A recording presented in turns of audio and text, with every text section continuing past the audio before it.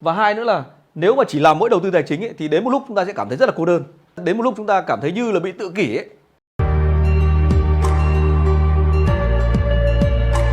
Ok, đấy chúng ta nhớ là chúng ta sẽ phải đi bằng hai chân. Đây, thế vậy là trong cái phần mà chúng ta sẽ để nó phát triển được bền vững ấy, dài lâu ấy, là chúng ta sẽ phải đi bằng hai chân nhá.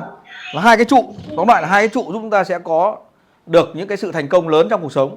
Nhớ là hai cái trụ là một là trụ kinh doanh, hai là trụ đầu tư. Hai cái này nó sẽ bổ trợ qua lại với nhau liên tục. Nếu như chúng ta khuyết một trong hai trụ này, chúng ta sẽ bị mấy cái vấn đề như sau này.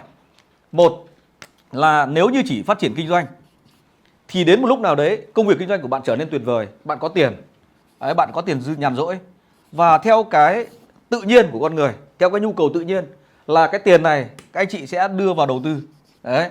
Nhưng mà khi mà đưa sang đầu tư ấy, mà chúng ta chưa có kiến thức về quản trị tài chính ấy, chưa có kiến thức về đầu tư ấy, thì cái tiền này nó rất dễ là bị lốt. Đấy, bị thua lỗ. Đấy. Cho nên tại sao chúng ta sẽ phải đi song song cả hai cái thứ này. Đi song song cả hai thứ này để khi mà tiền đưa sang đây, phối hợp sang đây, thì cái nguồn tiền này nó có kiến thức của chúng ta sẽ được làm thế nào để tăng trưởng nó lên. Đấy. Và bằng cái cuộc điện thoại nói rất ngắn gọn với bạn chiều nay thì thầy đã hướng dẫn cho bạn một con đường mới trong công việc kinh doanh. Đấy. Mặc dù bạn là công chức nhà nước 100% từ lúc ra trường đến giờ, bây giờ nhận quyết định thôi việc ở trong nhà nước và bây giờ bắt đầu vào công việc kinh doanh, thế làm thế nào đây?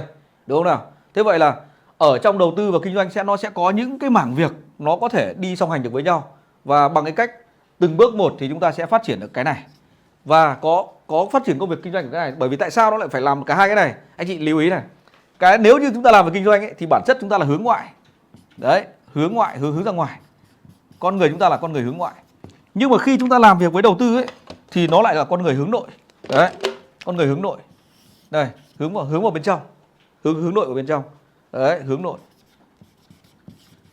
Nếu như chúng ta chỉ làm đầu tư không, đến một ngày đẹp trời chúng ta sẽ cái độ nhanh nhạy của bản thân mình nó sẽ bị giảm. Nếu mà chỉ làm mỗi đầu tư không nhé. Đấy, và hai nữa là nếu mà chỉ làm mỗi đầu tư tài chính ấy, thì đến một lúc chúng ta sẽ cảm thấy rất là cô đơn. Và hai nữa đến một lúc chúng ta cảm thấy như là bị tự kỷ ấy. Đấy, lủi thủi một mình. Tất cả những cái trải nghiệm đấy tôi trải nghiệm hết rồi.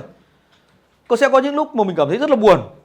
Lúc là cứ lủi thủi cả ngày mình ngồi một mình ấy, buồn lắm. Và cả hai cái này nếu như chúng ta chỉ làm mỗi cái này ấy, thì nó sẽ cô đơn này. Đấy, là tự kỷ này. Đấy. Nhưng mà nếu mà chúng ta làm mỗi một cái này thôi, là hướng ngoại ra bên ngoài, thì nó sẽ có một cái vấn đề gặp phải, đó là gì? Là chúng ta đôi khi là chúng ta có thể là bị mất kiểm soát. Đấy, hoặc là chúng ta là mất cái tính chi tiết, mất đi cái tính chi tiết. Đấy. Và chúng ta chỉ làm ở cái bức tranh lớn thôi. Nhưng mà khi mà chúng ta làm được hai cái này, nó sẽ cân bằng bổ trợ qua lại với nhau. Đấy, nó rất là hay, cân bằng ở trạng thái tâm lý. Vừa là hướng ngoại kết nối ra bên ngoài, nhưng lại vừa quay lại ở hướng nội ở bên trong để soi xét lại mình. Vừa là chi tiết, vừa là khái quát. Đấy, cái ông bên này thì đặc điểm của ông bên này là chi tiết này. Đấy, đặc điểm của ông con người bên này là chi tiết này, tỉ mỉ này. Đấy, của ông đầu tư là tỉ mỉ, là chi tiết này, tỉ mỉ này. Đấy, nhưng mà đặc điểm của con người bên này là bao quát này. Đấy, bao quát này, con người của ông làm kinh doanh là bao quát này, quan sát tầm xa này, nhìn tầm lớn này. Hai là làm kinh doanh thì chúng ta sẽ phải làm việc với con người nhiều hơn. Đấy, làm việc với con người nhiều hơn. Thì lúc đấy tự mình sẽ phải tìm ra những cái đức tính, có những cái là chúng ta sẽ phải hạ nó xuống, đó là những cái tôi chúng ta phải hạ nó xuống. Đấy, ví dụ như là nếu như những cái bài tôi huấn luyện như này thì tôi không phải làm cái gì, zoom giết tôi chẳng phải làm gì cả. Toàn bộ đội ngũ hỗ trợ là làm hết, chia hết tất cả mọi thứ. Nhưng mà khi mà tôi vào cộng đồng doanh nhân thì tôi phải bỏ tất cả cái tôi xuống.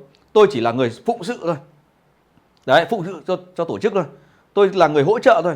Nếu như tôi mạnh ở cái gì thì tôi hỗ trợ tổ chức ở cái đó. Thì có nghĩa là gì? Là tôi hài hòa được cái con người bên trong của mình.